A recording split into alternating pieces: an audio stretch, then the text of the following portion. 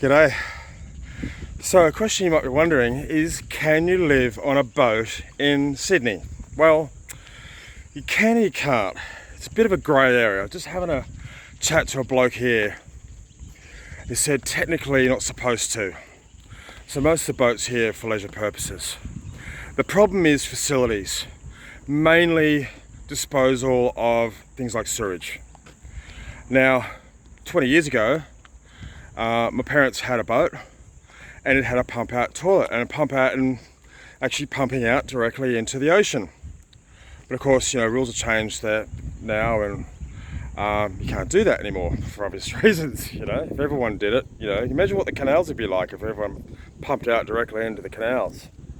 But it's really expensive. So let me just give you an example. So it's these moorings out here. So these swing moorings out here, you're looking at about $11 a foot per month. So you do the math, 11 times, say 40 foot per month. Pretty expensive. That's basic mooring. One of these with power and water, you're looking at about $25 a month per foot. And this is one of the cheapest marinas. There are more expensive marinas. Obviously, the closer city harbour you get, etc. So technically, you could live on a boat. I think the easiest way to live on a boat over here is just to continuously cruise, around. But then you've still got the problem of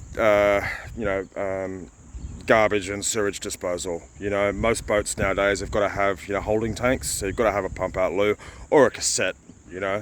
But then of course, where do you empty it? We don't have LSAN points over here like we do back in England on the canals. So there you go. This is a little bit of information in case you're wondering if I'm going to come out here and buy a boat. Regardless of that, they're way too expensive. Some of these boats, like I said in the last video, you're probably looking at, say a big boat over there.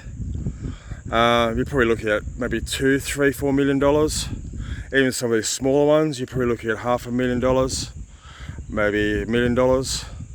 Yeah, something like that. Obviously, the bigger the boat, the more expensive it's going to be. So, plus on top, you've got all your license fees, your mooring fees, all that kind of stuff. But yeah, this is a classic marina.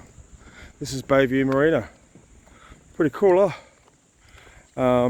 Yeah, so I think next time I come out to Australia, I think I might just hire a boat. It's a lot cheaper. That said, it's a lot more expensive than hiring a narrowboat for a week.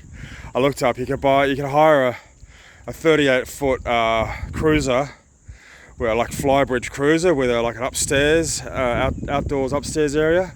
It's about $4,500 for a week. So a little bit more pricey than a narrowboat, but it gives you some idea.